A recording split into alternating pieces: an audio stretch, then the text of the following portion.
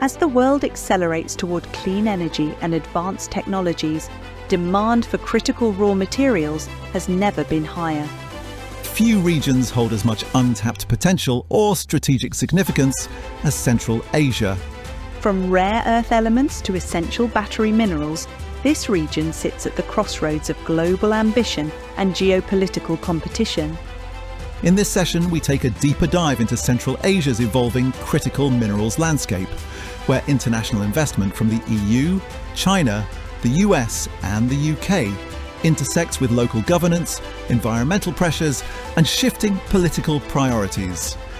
Join us as we unpack the complex chessboard defining the future of critical minerals and the region poised to shape it.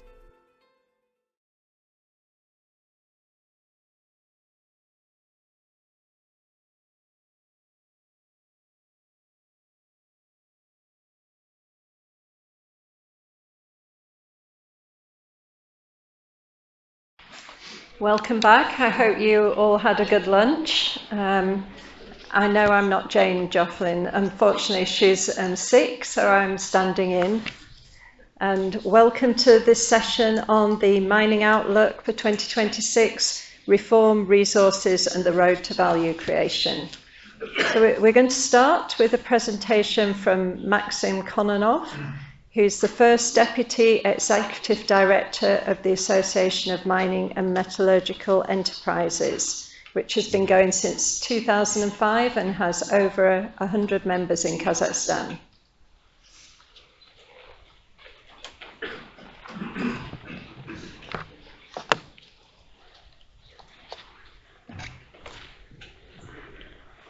Good afternoon, distinguished colleagues and participants of the forum. It's a great honor for me to be here today, and I would like to thank the organizers for the opportunity to open this session with the first presentation. The title of my presentation is Kazakhstan's mining and metallurgical sector at the threshold of significant change. This wording is intentional, and I will explain why shortly. First, however, allow me to briefly introduce the organization I represent, the Association of Mining and Metallurgical Enterprises of Kazakhstan, or simply AGMP. This year marks our 20th anniversary. Today, AGMP brings together 82 companies operating in ferrous and non-ferrous metallurgy, as well as the uranium and coal industries. We are actively involved in structured dialogue with government authorities on legislative and regulatory matters, and we also cooperate closely with trade unions representing the interests of employers.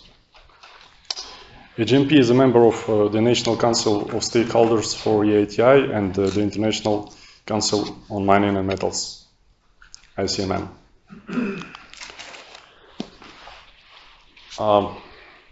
I would now like to briefly outline the current state of Kazakhstan's mining and metallurgical sector and the challenges it faces. As this slide demonstrates, Kazakhstan continues to be one of the world's leading players in production of uranium and ferroalloys, particularly ferrochrome, in several other segments such as gold, copper, zinc, and iron ore. The Republic's share of the global production has historically fluctuated within the range of 2 to 3%. Over recent years, the sector has demonstrated mixed dynamics. However, looking ahead, we expect growth in production volumes and deeper processing, driven by several strategically important projects. These include, for example, tin production at the Serembet deposit, recently acquired by Solid Core Resources, construction of a new copper smelting plant by Kazminerals with an initial capacity of 300 tons and expansion potential to 600 tons, ERG's project for 2 million tons of hot briquetted iron, new projects in ferroalloys and gold, modernization of the country's largest steelmaking facility, Karmet, and a number of initiatives in critical raw materials. Some of them actually were mentioned today during the first session. Let me now briefly highlight the key challenges facing the sector. These are not actually unique, but they're highly relevant to our current situation. First one is depletion of the accessible resource base. Despite strong resource position, the resource base for several key minerals is gradually shrinking, particularly high-grade ores, shallow deposits, and resources suitable for open pit mining. Second, rising cost of monopoly services. Electricity tariffs in certain regions have increased by up to 50% only for 1 year, during 1 year. This is also ongoing discussion about potential increases in railway tariffs, which would have, of course, a tangible impact on mining and metallurgical sector. This is actually a result of prolonged tariff restraint in previous years, which we have which we have had around 10 years or maybe more. Third, rising labor costs between 2022 and 2024. The average wages in mining, if you are talking in US dollars, increased by approximately 15%. And fourth, under-realized investment potential. There remains clear room for improvement in both investment attractiveness and the overall investment climate, according to the Fraser's Institute's survey of mining companies 2024. Kazakhstan ranks 43rd in terms of attractiveness and 52nd in regulatory policy perception. And fifth, increasing tax burden. The new tax code introduces progressive mineral extraction tax rates for gold, silver, and uranium linked to commodity prices, as well as higher rental payments for subsoil users. It's important to note that Kazakhstan, of course, is not alone in this approach. Between 2022 and 2025, similar measures were introduced in Nigeria, Indonesia, Chile, Russia, Queensland, and other jurisdictions.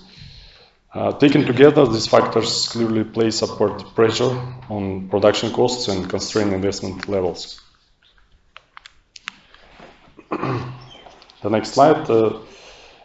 Against this backdrop, I would highlight 4 areas that will define the sector's medium-term trajectory. First one is continuation of the subsoil use reform, then changes to tax legislation, prospects for the CRM sector, and shift in the energy agenda. Let me now touch upon each of these.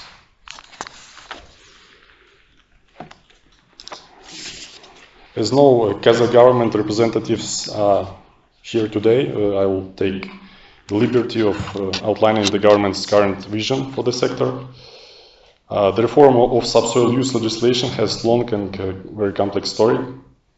Probably Mr. Ruslan Baymeshov, who is the president for the Kazakhstan's Chamber of Mines and who played and continues to play a key role in this process, will no doubt provide a more detailed perspective about this, and he will be speaking next. But I would simply note that at present the Parliament is considering another package of amendments to the subsoil use code, and this includes regulation of the unified subsoil use platform launched earlier this year, opening the entire territory of Kazakhstan for geological exploration, refinement of auction mechanism for subsoil use rights, and strengthening liability for illegal mining and the provision of inaccurate information in reports and official statements. In parallel, the government is implementing large-scale geological mapping program. Geological mapping at a scale of 1 to 50,000 will be conducted over an area of 100,000 square kilometers. To date, 60% of primary geological data has been digitized, with completion expected by the next year. All digitized geological data will be integrated into the subsoil use platform, which already provides 22 government services. In addition, a state geological laboratory is being established at the basis of the National Geological Service. Next slide about changes to the tax legislation. So Kazakhstan has adopted a new tax code which will come into force on 1st January 2026, and several provisions are are of particular relevance to the mining sector. First, incentives for processing technogenic mineral formations, for which MIT rates will be lowered tenfold. Second, investment incentives will be delivered through contractual arrangements focused on the development of new processing capacities. Third, the transition to royalty-based system for greenfield projects, which is very important to mention, of course. So from 2027, new projects in previously undeveloped areas will be subject to royalty, with proposed rates differentiated by processing level, starting from 13% for ore, then 10% for concentrates, and 7% for metals. This framework clearly requires further refinement, and the GMP intends to remain actively engaged in this discussion. The next slide about CRMs. Actually, there has been a good discussion earlier today in the first part, so maybe I won't duplicate it. You can just actually skip them, because, for instance, Mr. Simon Glancy has told about everything. And my last slide is shifting the energy agenda. Another critical factor shaping the future of the sector is the evolving energy agenda. Over past year, Kazakhstan has experienced a noticeable shift with coal and uranium emerging as key drivers for the national energy strategy. The government now is reinforcing its focus on coal and nuclear power as elements of energy and resource security. Plans include construction of at least 2 nuclear power plants and 4 or 5 new coal-fired thermal power stations. While this shift may appear abrupt, it's important to recall that approximately 70% of Kazakhstan's electricity is still generated from coal. Until recently, the coal industry operated under, can say, significant uncertainty due to the absence of a clear and long-term strategy. So the current policy direction has restored a degree of confidence, and the uranium sector is also clearly benefiting from the renewed focus. So that's it from my side. Thank you very much.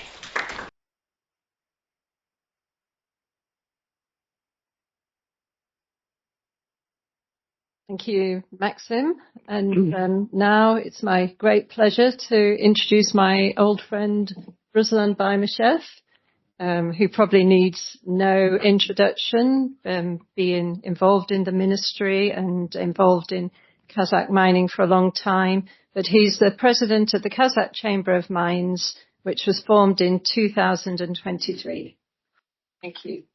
Thank you, Rose. Good afternoon, ladies and gentlemen. I would like to briefly know that the main mission of the Kazakhstan Chamber of Mines is to preserve and progressively improve the investment climate in Kazakhstan. I would like to discuss the decisions that were made most recently. Those, you know that the country's industrial development traditionally depends on the position and priorities of its leadership.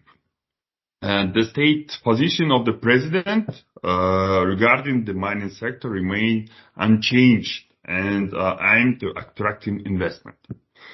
But at the same time, we see both positive results and negative aspects in our joint work with the government. I would like to know that in this fall, the Majlis Parliament adopt 2 bills amending the subsoil codes. Debates on the one bill have been suspended. Since our chamber units approximately 50 companies with the best global practices, we were involved in the Majlis working groups and represented business interests at this venues. What did we expect from these amendments and what principles did we defend?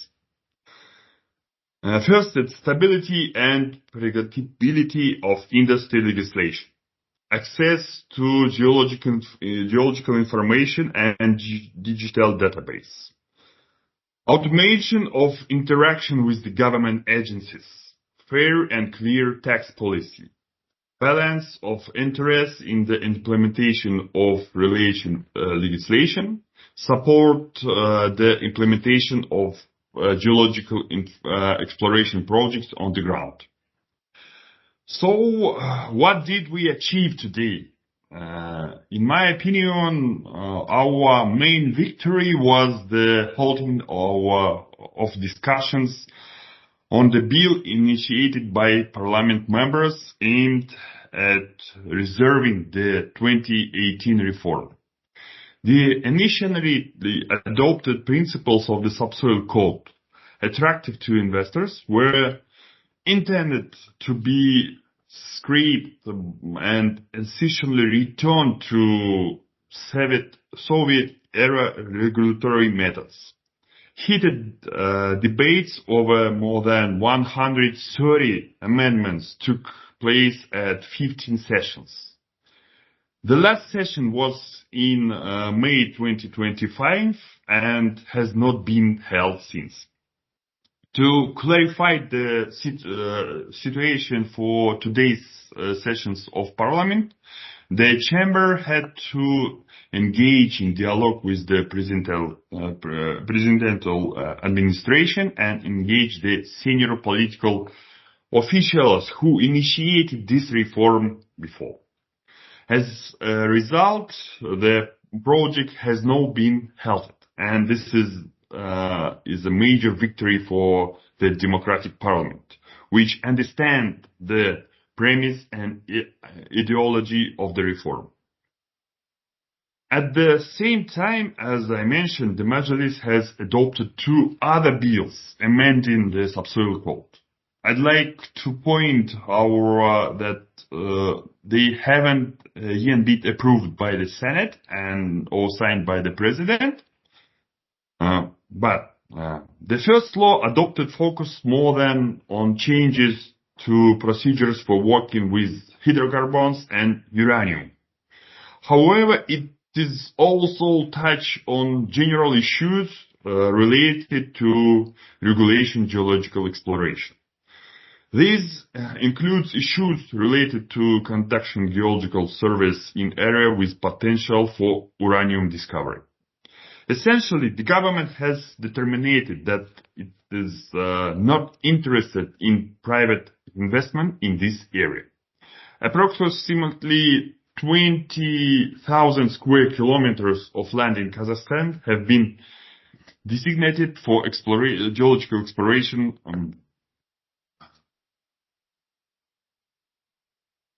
to be concluded exclusively by the national company. The conditions stipulate that if uranium is discovered, the national company will be legally entitled to acquire such areas, or controlling stake in such enterprises in the company wish to continue working there. We think this is a bad sign.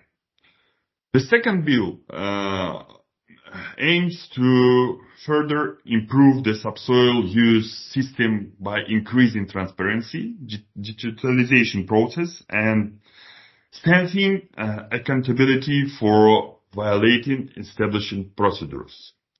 On the positive side, the United Platform is established the industry primary digital infrastructure. Access to exploration sites is simplified by eliminating two-stage application process through the subsoil fund management program. An interactive map is introduced displaying accessible and inaccessible sites.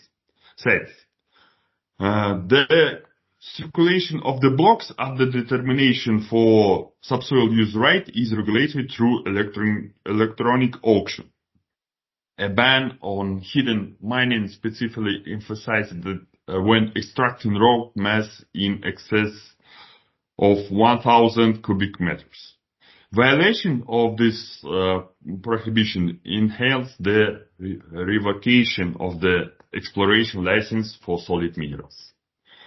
On the negative side, in our opinion, this is the return of the so-called priority rights, which can be exercised before the auction. The investment amount must exceed $100 million. The second one, the threshold for concluding investment agreements for processing has been increased tenfold for the $500 million. These agreements include professional exemption for corporative income tax and land tax for the 10 years, property tax for the 8 years, and VAT on imported equipment for 5 years. Legislative stability may also be adopted, which we believe should apply for all licenses. Also, as Maxim told, notably the other amendments to tax code. On the positive side, a new chapter on royalty has been adopted, which will apply to the next exploration licenses.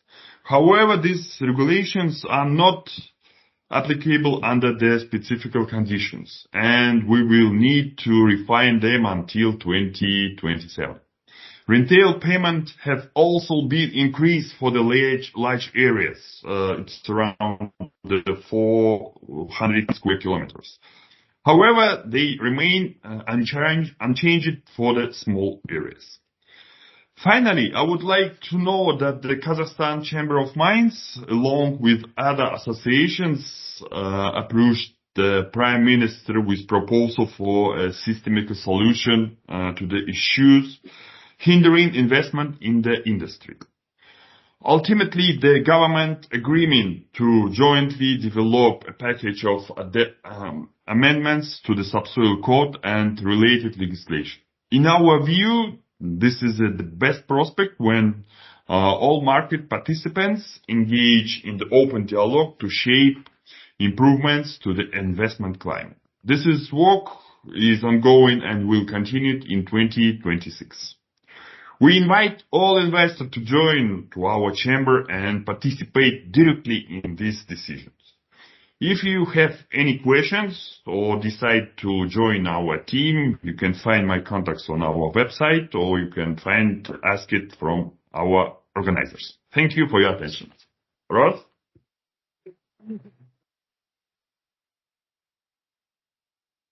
Thank you very much for that comprehensive summary of the new legislation. Very useful. And now I'd like to invite Nargiza Ospanova, who's the environmental specialist with SRK Consulting in Kazakhstan. And Nargiza is going to talk about some legal changes concerning reserves reporting, pollution payments, and best available technology.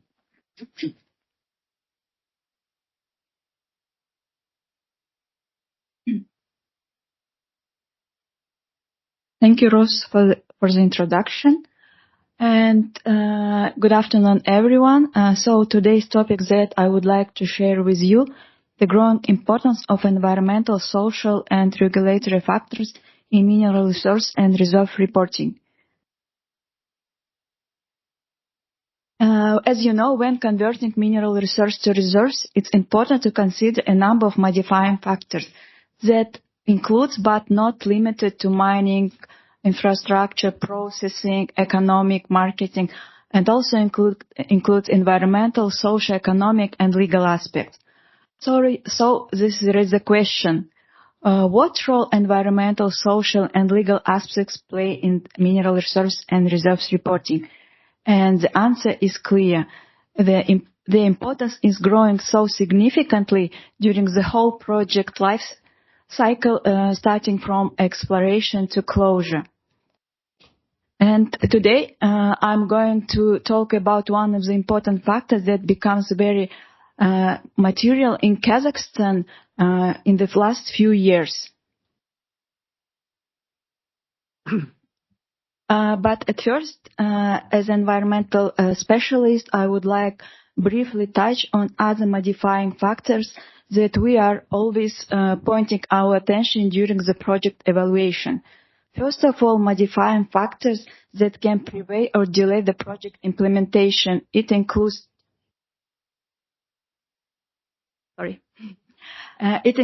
obtaining primary approval and permits, compliance with all land aspects, forestry and cultural heritage assessments, and if any local people that live close to the mine doesn't have any complaints to the future project implementation. The second factor is operational disruptions or failure to execute the life of mine plan. It also connects with the renewal of all permits and approvals, any aspect with the localization and decarbonization. Do they have any issues with water or energy? And of course, community conflicts or other potential issues that can evoke with the local people. Don't forget, of course, about the third block of factors that can bring significant costs. It can be connected with resettlement, closure liabilities, pollution payments, and other potential financial risks. And, of course, not to forget about reputational risks that project can bring.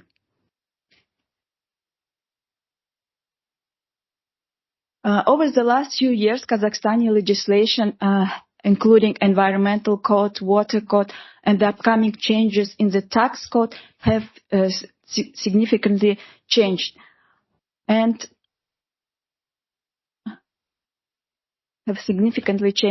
the main factor is here is that environmental code was changed in 2021 when the companies were working on the old permitting regimes that was not obliged companies to incentivize their monies to the implementation of clean technologies. But right now, everything was changed since that time, and companies starting from this year needs to switch to integrated environmental permits. And as part of the integrated permits, companies need to develop best available techniques in their project lifecycle and energy efficiency program. And if you can see from this slide, the Kazakhstani government has already released 20 best available guidelines. Each guideline consists up to 300 pages. In order to improve our life and make easier life for our clients, we as a CERCAI team developed such kind of checklist. It's just only 15 pages that helps together with engineering team, with clients to implement what potential best available techniques and technologies can be implemented in the project. It's a very efficient way to save time.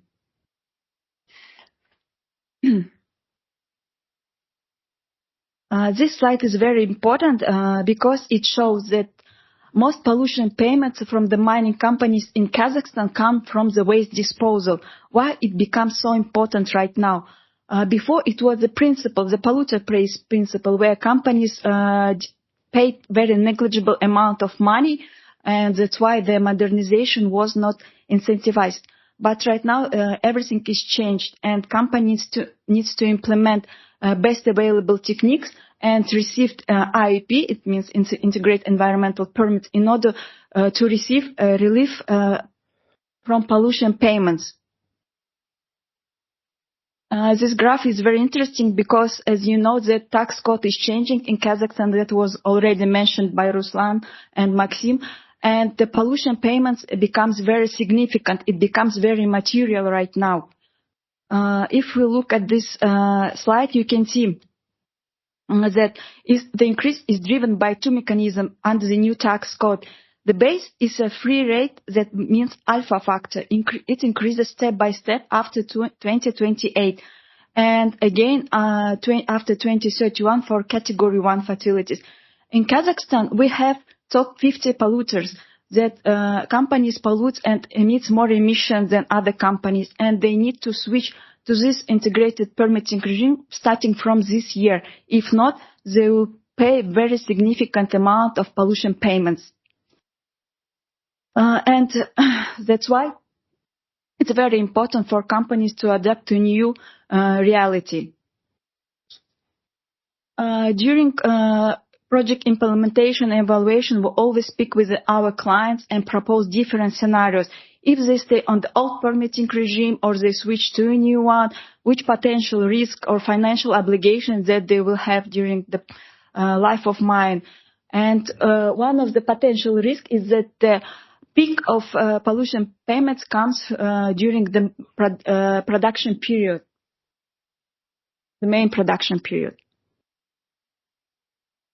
And that's why I would like to conclude and say that environmental, social, and illegal aspects become highly material right now in Kazakhstan than it was before.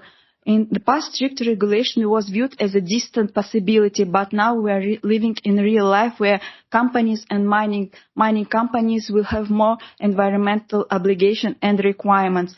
And we as a CRK team always working together with our clients, developing checklists and other tools that helps them to evaluate all potential risks that mining can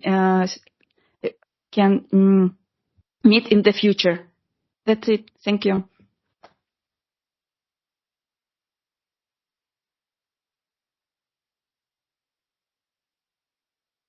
Thank you very much. Very interesting, your presentation, and we'll no doubt discuss that later. But now we've got Steve McRobbie from IG Asia. They're developing the Pribezhny copper project near Lake Volkash. And Robbie's got long experience in Kazakhstan with Kazakmiz, Kazminerals, and the rest of it. Thank you.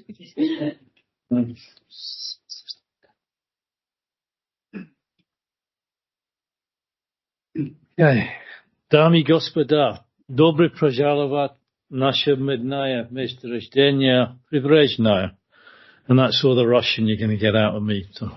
Showing off. So I'd like to spend a few minutes talking about Pribezhny copper deposit, which is an advanced exploration deposit, and how we've taken that from exploration through to development, and what some of the successes and challenges that we face in doing that. So there's a standard disclaimer which says that everything I'm going to say now could be complete industrial man speak. So who are we? Who are IG Asia? We're a privately held US-based company. We're not listed on the public stock exchange. We're split between former Soviet Union. We've had assets in Russia, Kazakhstan, and assets in the US. We own our own drill company, which means that we can move on opportunities and exploration quickly and keep costs down. We've got 3 drill rigs in company at the moment. And importantly, we are 25% government owned by Tauken Samruk. We've proved a very useful and important partnership in being a portal to engage with the myriad of agencies that we have to deal with in advancing this project. So, where is our flagship, and what are we doing with it? So we acquired Pribezhny from Rio Tinto in October 2024. One of the first things we did was to engage in doing a preliminary economic assessment, which we completed in January this year. The idea of that was to pull all this good work that Rio have done, some of it's excellent, some of it not so good, where the gaps are, and get everything, pull everything together and get all the upside identified, so we could quickly add value straight away. So where are we? We're on the northern shore of Lake Balhash. We're 30 kilometers away from the city of Balhash itself. We're on the Balhash-Ili arc, which includes deposits such as Aktagai, Idali, Taisagan. Obviously, we're very close to Conrad, all the way curving down into an arc in Koksai. So we're part of a group of very high tonnage, low grade deposits. So a little bit about our founder, Tom Bowens. He's had 3 good successes so far. He sold Svetloya in Russia, Malmij, the big copper porphyry, also in Russia, in Khabarovsky Krai. And also the Trixie mine in Utah. So Tom has had a track record of identifying good deposits, get in there, small amount of work, get in there low, sell high. Here is the Rogues Gallery, or the executive team, a multinational team. Everything from Scotsmen, Russians, Ukrainian, Canadians, Australians, heavy focus on experience from Freeport McRowan in there with Vladimir, Richard Lavelle. A lot of different experiences and skills they bring to the table. I myself, I've been into be my 30th anniversary June next year of coming into Kazakhstan. So yeah, a very good team. Right. What to say from this?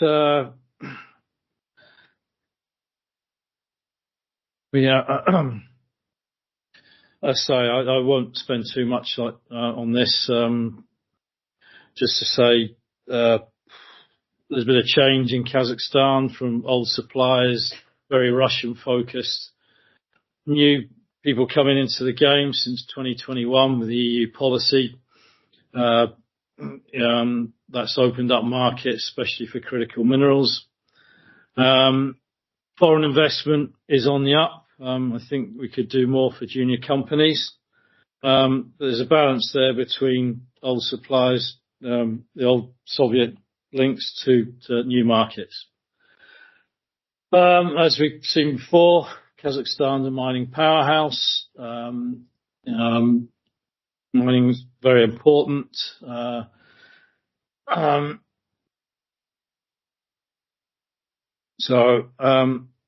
to the takeaway from this one is on this one, the low cost jurisdiction. We have all the Kaz Minerals mines in there, particularly Boshakul, low cost, less than $1. That's very important when we're looking at these high tonnage, ultra class operations. So spend the last few minutes on the project itself. So what do we initially want to do when we got hold of this project from Rio Tinto? I think number one was to harvest some of the low-hanging fruit. Now, Rio basically walked away from this deposit. The last 3 holes were in extremely good ore. And that's presented us an opportunity there to not only sort of increase the confidence as what you want to do with a porphyry. There's 1 kilometre square in the core where we have an opportunity to add value as well. And hopefully we can get sort of 50 million tons at 0.5, that sweet spot, which makes your economics in the payback period very important. So increase in confidence from the evaluation side, and also increase value.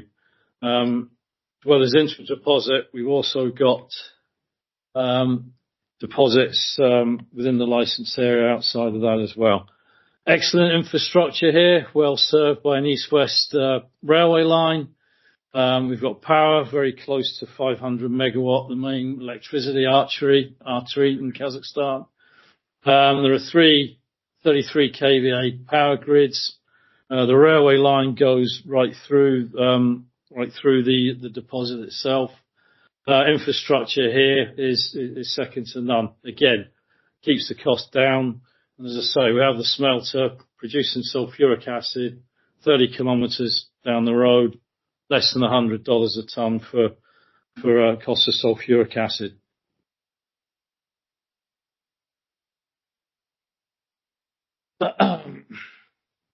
So, as part of the PEA, we looked at 3 scenarios. Fast track oxide, which minimised capex up front. Capex about $142 million for that. We also looked at 2 combined scenarios, developing the oxide and into sulfide as well. So you're actually producing cathode once, when you're that 18-month, 2-year period and building your plant. All the scenarios were positive, between $1.2 to $2.6 billion, depending on 28 million tons, 40 million tons. But you are moving a lot of material here. These are big. These are 150 million tons per year material movement plus in early years. So I wouldn't be a geologist without showing you some geology. As I say, we've got upside potential with all these 4 deposits within the Balhash, Sarishigan, Prebrezhny deposit area. We've drilled one in the north.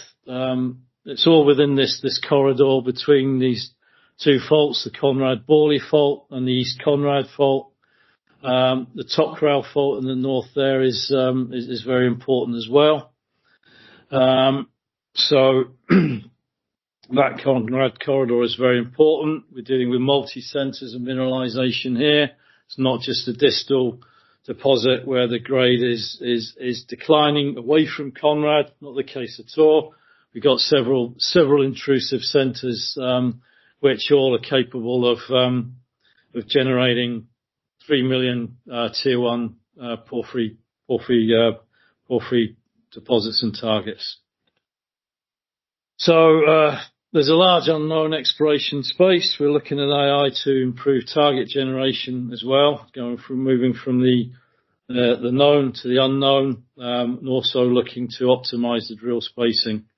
We're looking at going into a phase of 15,000 meters minimum. It increases confidence. It doesn't increase value. So if you can use AI to optimize your drill spacing, that cuts down a lot of your costs for the next phase. So finally, as we're working in the Tokral River Delta, it's very environmentally sensitive. Multi-group stakeholders. I think the mantra is engage early, and severally as well. We have a working group that was established in 2020 by Rio Tinto. That includes Ministry of the Environment, Ministry of Geology and Energy, the local ACUMATs, the regional ACHEMS. So we're keeping that moving. As I say, the earlier the engagement, you get the more success that you can generate momentum. And as I say, we are in an environmentally sensitive area. We have to get water management right. So we have to get our mining license, we have to demonstrate that there will be no material detriment to the water supply coming in, because as I know, it's potable water there which supplies Sayak and Balhash. We have to get that right and prove that what's coming in, what's going out is equal to or if not better than what's coming in. We'll also have opportunities in that. We have a surplus water. It's a desert. There are opportunities for agribusiness, all sorts of uses, which which we're looking at to develop in the future. Next phase will be a pre-feasibility study, which we hope to complete by the end of 2027. That's it.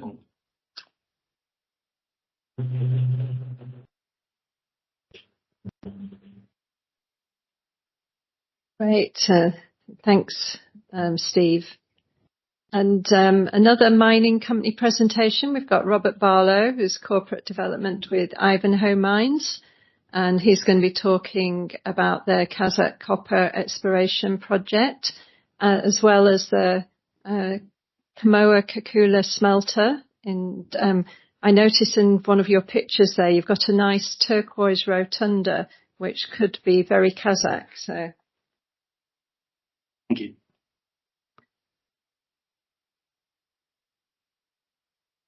Good afternoon, everyone. I'm Rob Barlow from Ivanhoe Mines. Looking forward to giving you an introduction to who we are at Ivanhoe as a new entrant into Kazakhstan this year. So just the normal disclaimers and forward-looking statements. So Ivanhoe Mines are a TSX listed mining company. We're headquartered in Johannesburg, as most of our assets are in Central and Southern Africa. We've got about $1 billion of cash on the balance sheet, $1.1 billion of debt. And we're backed by Chinese shareholders, CITIC Metals Mining, our founder, Robert Friedland, and the North American groups, Capital Group, Fidelity, Vanguard, Rothschild, BlackRock, and PrimeCat, as other big North American investors. We also recently welcomed the Qatar Investment Authority onto our register in September.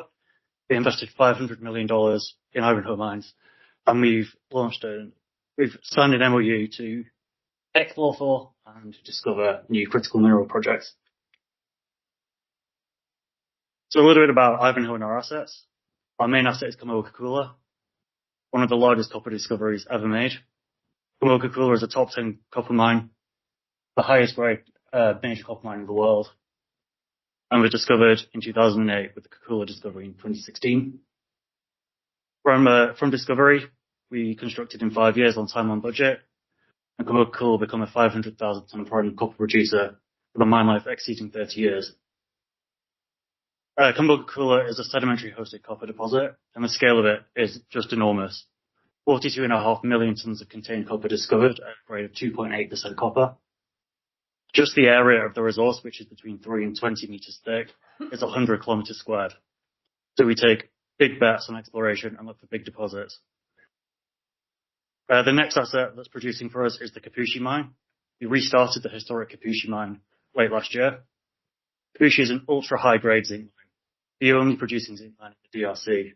It produces at a 35% grade, zinc grade, and also has germanium, silver, and copper byproduct credits. The Platreef mine, which is the project that Ivanhoe listed on in 2012, has been a 30-year endeavour to redefine what the bushveld can do in terms of mining and approach to mining.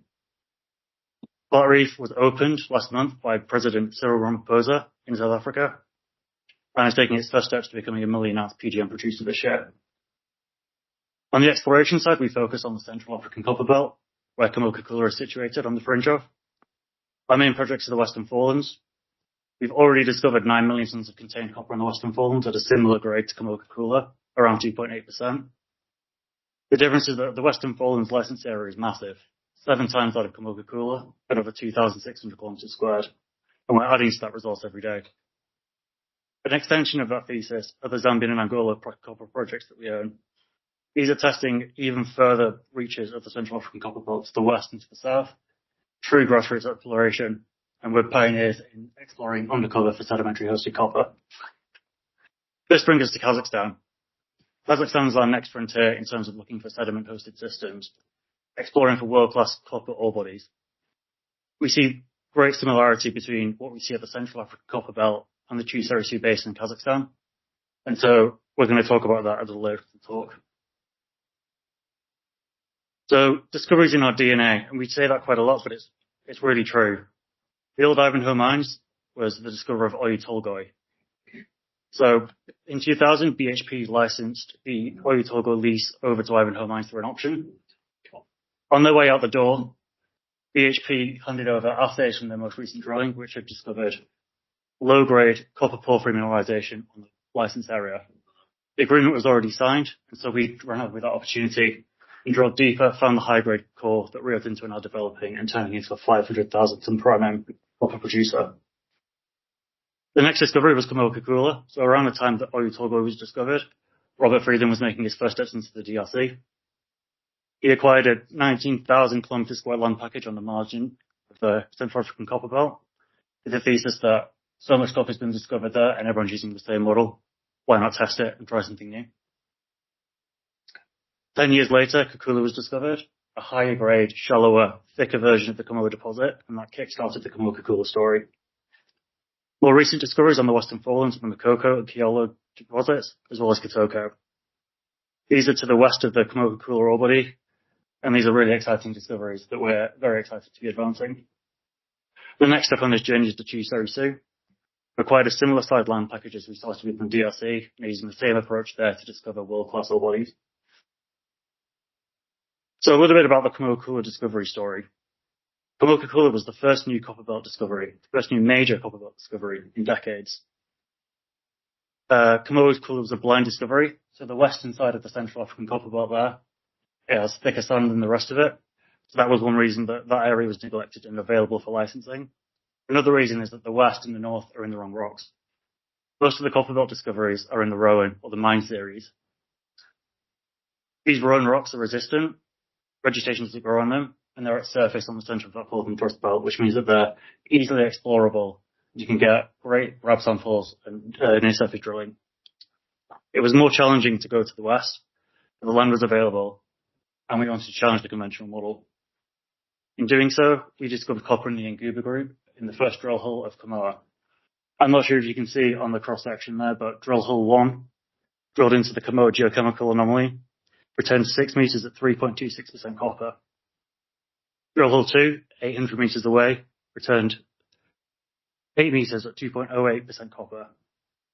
Third drill hole, to confirm continuity in the middle of those, 5.5 meters at 2.71% copper.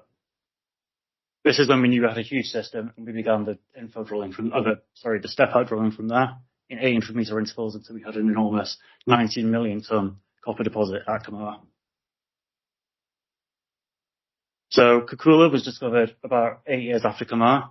As I said, it's higher grade, shallower, and it's thicker, so it's the obvious place to start a mine.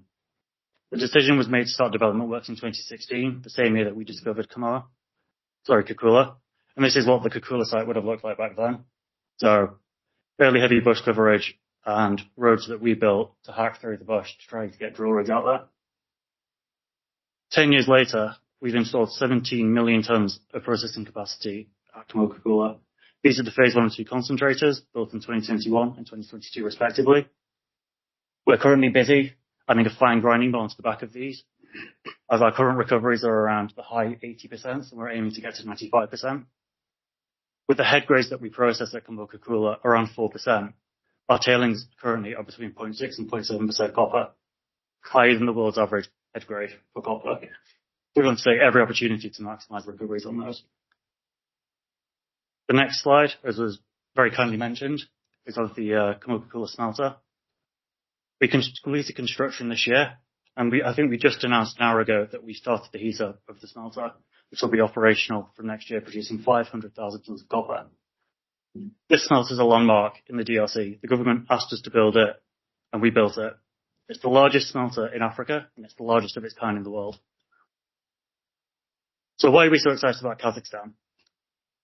We see, as I said before, we see great similarities between the Central African Copper Belt and the Chi-Seri-Su Basin. There's been 220 million tons of contained copper discovered in the Central African Copper Belt. The Chi-Seri-Su Basin is the third largest sedimentary hosted copper basin in the world after the Kupashifa. Most of that copper in the Chi-Seri-Su is in Jezkazgan. 22 million tons at 1.1% sat at surface on the margin of the basin. It's an incredible copper endowment that we're keen to follow up on. We see the basin as a larger system that we're keen to explore. It's hard to ignore the mineral endowment of Kazakhstan. But what really struck us when we were looking at Kazakhstan's jurisdiction, coming from the Central African Copper Belt, where we have almost no historical data, is the wealth of information that you get from day one in Kazakhstan. The Soviet-era data, while mixed in its quality, is incredibly useful and is able to get started in Kazakhstan faster than we would have done anywhere else in our portfolio.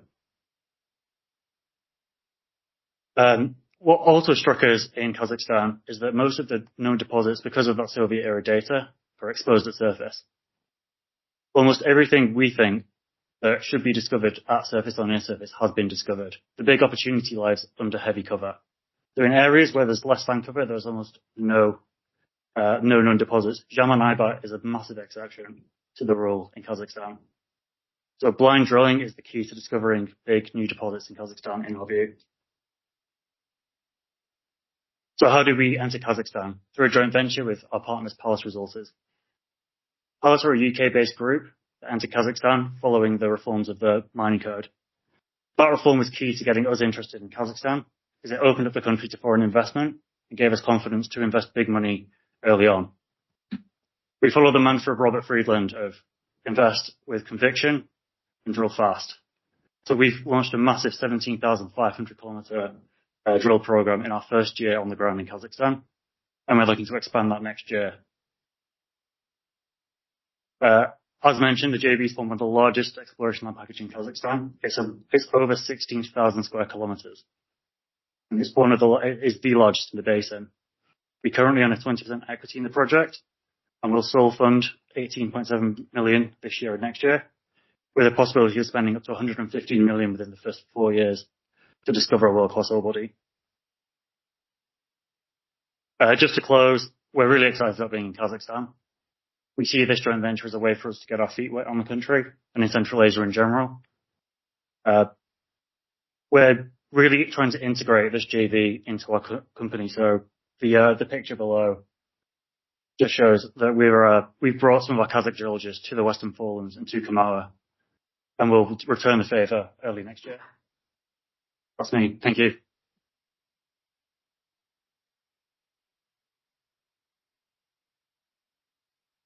Fantastic. Thank you. And thank you for being brief as well.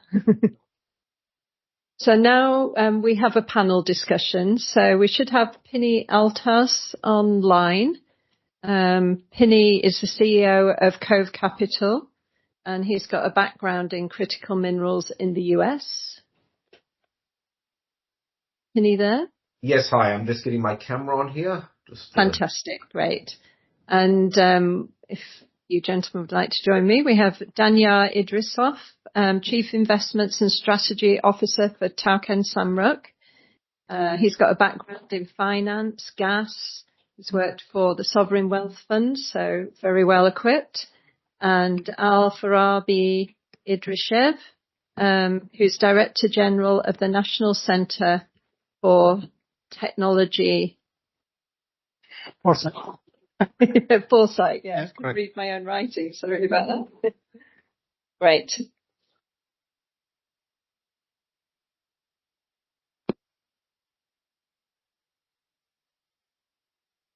So, Pini, first to you. You've got a strong background in the US, and everyone's excited about the US putting its money where its mouth is in critical minerals. So, can you tell us more about what the Trump administration is doing to bolster US critical mineral supplies that previous administrations haven't? Yes, I thank you. It's a pleasure to be here. It's an unprecedented time in the United States as it pertains to critical minerals. We're seeing things that the administration is doing that neither Democrats or Republican administrations have done in the past 30 or 40 years since China has essentially taken control of the critical minerals global supply chain. And what we're seeing is not just the signing of agreements between countries.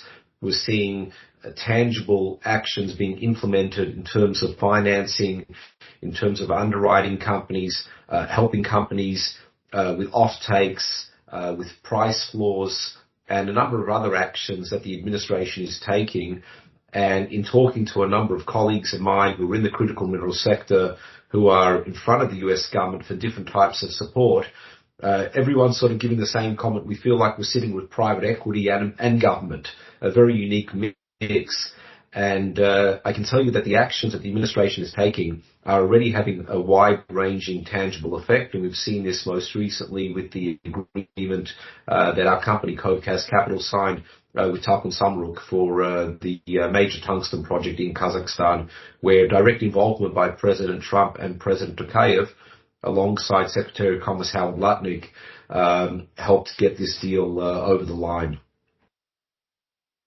Fantastic. So why the sudden interest by the administration in Kazakhstan and the C5 countries? Yeah, as President Trump said on November 6 when he hosted President Tokayev and the other C5 leaders, for far too long, Central Asia has been ignored by many administrations here in the United States. And it's done so at its own peril.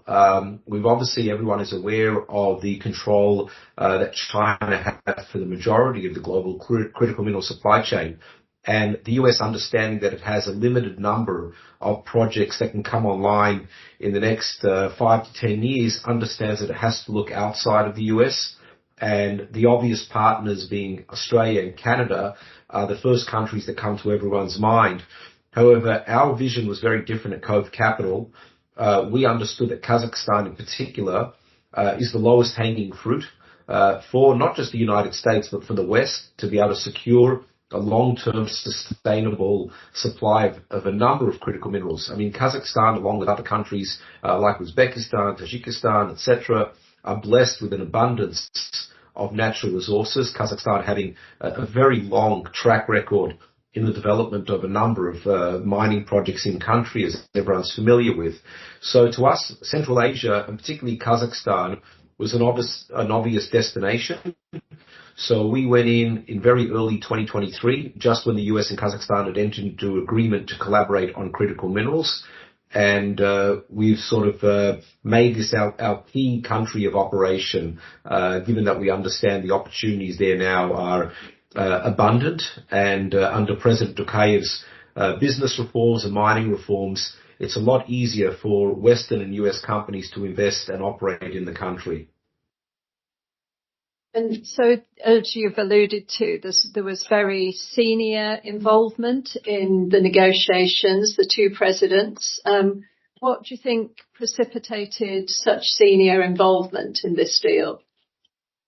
Yeah, I can't speak for either leaders, but what's been reported and sort of what I can tell you is that from the US perspective, again, President Trump and his administration recognize that the time for rhetoric has ended a long time ago, and the time for action is here. And the administration also has taken a very different approach to Central Asia, and we've seen this in the last few months, and particularly in the last few weeks, where the administration understands, and President Trump understands, that Kazakhstan is blessed with an abundance of critical minerals and projects that are either at the development stage, near-term development stage, brownfields, etc. And obviously with tungsten in particular, the US has had a significant issue as it pertains to tungsten, given that China controls in excess of 80% of the tungsten supply chain globally. The US has had no tungsten production since 2015, and given the wide range of very critical uses that tungsten has in defense applications and industrial applications, this was really, I would say, perhaps the most urgent project that the United States and the Trump administration has been working on, because there really isn't a project like Northern Kapta and Upper Karti anywhere else in the world. I mean, this one project contains about in excess of 10% of global tungsten reserves, will have the ability to produce about 15% of annual tungsten global supply. And for the United States, this was sort of a make it or break it. It's what we would call a generational project. And we've been working with the administration since the president took the oath of office on January 20th. And there's been a very strong level of support from the White House, from the Department of Commerce, Department of Defense, a number of different agencies. And that's another major shift I'm seeing, where the interagency cooperation is also unprecedented. They're all working together, rowing in the same direction, And that's something that we haven't seen in, I would say, in sort of at least the last 20 or 30 years that I've been working here in the United States. Interesting. And from a Kazakh perspective, when you've got other investors queuing up, why do you think this project was awarded by Tokayev to a US company? Again, I don't want to speak for President Tokayev, but I would say that in the region we're seeing a strategic shift in terms of we know that the C5 countries have sort of always had this strategic neutrality approach, but there's been a long-term monopoly by China and to an extent Russia in the region, and whilst it's sort of had its benefits, the West's requirement for critical minerals opens up a new opportunity for C5 countries to diversify and to have a lot of US and Western investment in country. And I believe that Kazakhstan can actually establish itself as a global leader for critical minerals exports, supplying not just the United States, but Europe, Asia, and other parts of the world, given the abundance of critical minerals it has. So I think all of this is sort of lined up, and given, they say necessity is the mother of invention, we've sort of come to this time now where the old rules and ways don't work anymore, and the United States has had to expand where it looks for its strategic partnerships, its critical mineral supply chain. And again, Kazakhstan is an obvious one when you understand how blessed the country is with natural resources. That's great. I'll come back to you a bit later and ask a bit more about the project, but I'd like to bring in Danyan. So you work for Tauken Samruk, and that's the state mining company.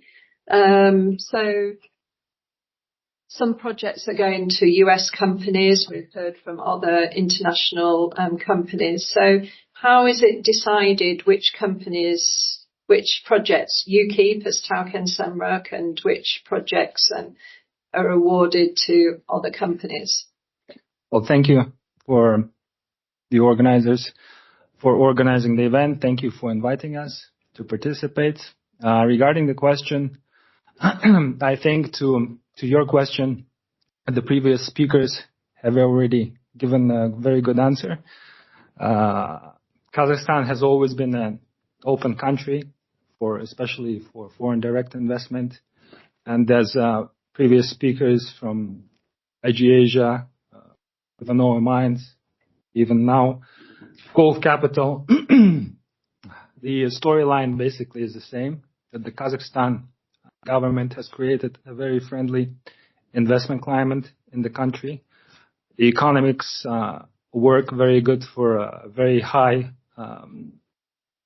capital-intensive projects, because in Kazakhstan we have a very good and extensive history of mining, and also we have infrastructure set up to 100%, very good access, and also the most important thing is that the labor quality is very high. In terms of utilities, we are, as has been previously mentioned by previous speakers, in terms of cost comparison, we are very, admirable for investors. So I think all of these factors contribute to investors from different places and all countries in the world coming to Kazakhstan and to invest in mining projects. Specifically, regarding, I think all our joint venture partners will support what Gulf Capital and Mr. Althaus is saying. Basically that for us as Tauken, the national mining company, our approach is the same to all investors. Of course, I do not have the competence to comment on the political decisions that have been made on the very top governmental levels between our countries. For Tauken Samruk, all of our projects with our investors, with our joint venture partners, they're purely commercial. And regarding the tungsten project, Mr. Althaus has extensively and will probably have more details on that than me. But the project is, of course, very interesting. given that it is, in terms of reserves, Kazakhstan is number 2, apart from China globally, and the specific 2 assets are very, very promising. But the tungsten market is very specific. The professional players in the industry will know that having the supply is not, and having the reserves is not the most critical thing.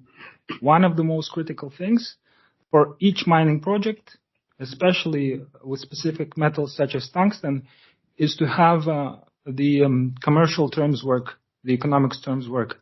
And for us, one of the critical decisions why we have, of course, created a joint venture with Cove Capital for this project is that we will have a secure offtake contract for this project, at least as has been provisionally agreed between us and Cove Capital.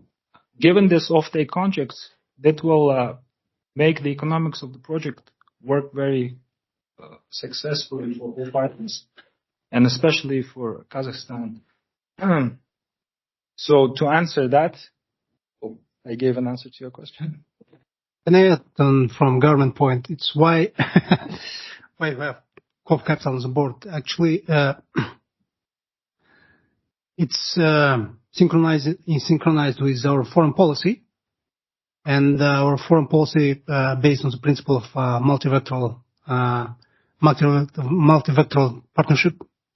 So we have to be friend with as much as possible number of countries. And first and secondly, we need to secure no monopoly in mining and metallurgy in Kazakhstan. So it's from obvious reason it helps us to influence over the decision later on, which direction and which destination we need to aim aiming at the end user. So for tungsten, China is already present in Kazakhstan.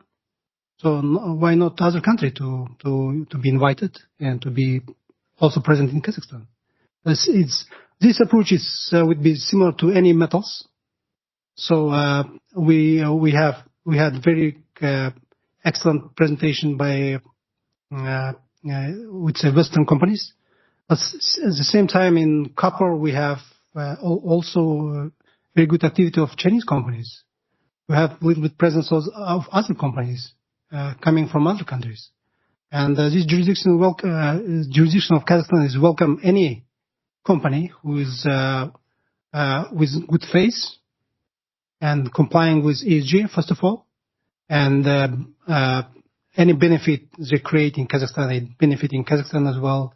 And the same company and the country of origin from company came to Kazakhstan. Thank you. Thank you. Ruslan, I wonder if you've any comments on... I don't have any comments, but I want to just talk. I think the Cove Capital and Token Samruk, it's best and win-win decision for the both sides, especially for the Kazakhstan, because this project we know them many years, but our country looking for the good investor and good technology for these deposits. I hope everybody will be happy with this work. Thank you. And that brings us on nicely to new technologies, which I think is your department. Yeah, we're trying to bring new technology to Kazakhstan in comparison, let's say, to other mining powerhouses located in Africa, in Asia, Latin America. There's some pros and cons in Kazakhstan. What's the cons? It's our ore is, would say, lower grade. So this is why one of the main highest point in our agenda is bring best available technology to Kazakhstan to first of all to mine, secondly to beneficiate it, and thirdly it's process it. it's very challenging.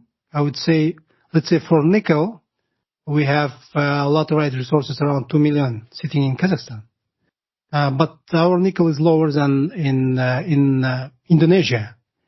So once we have solution for Kazakhstan nickel laterites, I believe we can be another jurisdiction, another place where we can produce nickel for this energy transition. Similar to other metals, but with other metals like, let's say, copper, aluminum, and iron, we have expertise in Kazakhstan, and we can build on that. We are very happy to now to develop tungsten cluster in Kazakhstan, and we have this mutual understanding with KOF Capital. We're gonna move to midstream, and we're gonna move even to downstream. So to create maximum added value in Kazakhstan.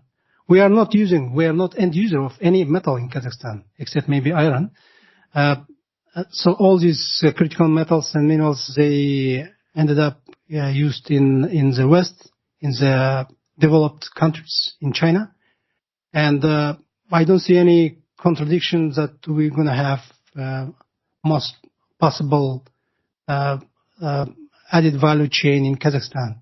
So any product which we're going to produce in Kazakhstan is going to be shipped to Europe, to the United States, to China and other end users, Japan, South Korea, just name it. Thank you. Staying with you, I've got another question. So your organisation is called Technological Foresight. So you're looking ahead. Yeah. Are you coming up with solutions yourself, or are you scouring the world for niche solutions? How does it work?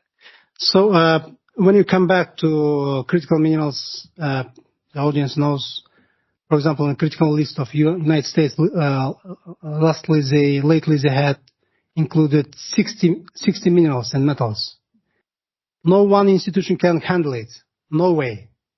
In the European Union, we have 34. In UK, we have another 34. Now they added 5 gross minerals, so-called.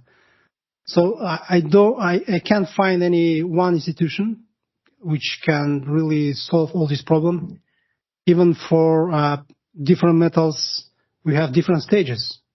Even for that, we need to approach different universities, and we need to approach different institutions. Somebody is specialized in mining of copper. Somebody is specialized of processing of moly. Somebody is very good in hafnium processing. Somebody can separate gallium from bauxite. So our role is we are a think tank next to Minister of Industry, and our role is to navigate in this very complex world of critical minerals and create recommendation for our Minister of Industry and also to industry itself as a business. So we'll try to bridge between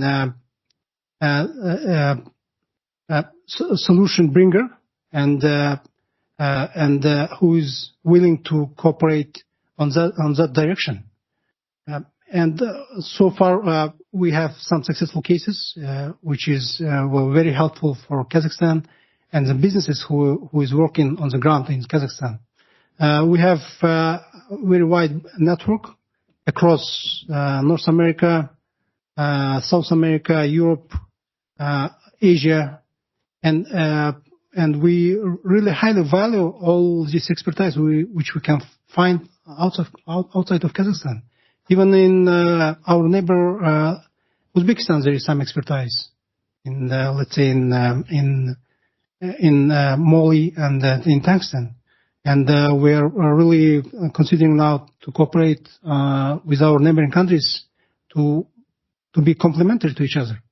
Fantastic, great. I see we're running out of time already. It seems we've only just started the conversation, but any last thoughts from anyone? Daniel, do you have anything else you want to add? No, I mean, just given the theme of today's conference, the outlook for Kazakhstan mining for 2026 and the future, I mean, the outlook is only positive. It's a good place to stop. Huh? Yes. You're all welcome. Please start new projects here. I mean, you have world-class presenters here. I mean, Ivanhoe Mines is globally known company, multi-billion market cap. IG Asia is a junior mining company, world-renowned. They're all success stories. Cove Capital, what kind of a success stories? Many, many success stories in Kazakhstan already. Hopefully in 2026, there will be more success stories. Please come to Kazakhstan, invest in Kazakhstan. We're here. Our job is to attract investors and make the natural resources of Kazakhstan work, first of all, for the Kazakhstan people, for Kazakhstan itself, but it's also a mutually beneficial partnership for all partners. Thank you, ladies and gentlemen.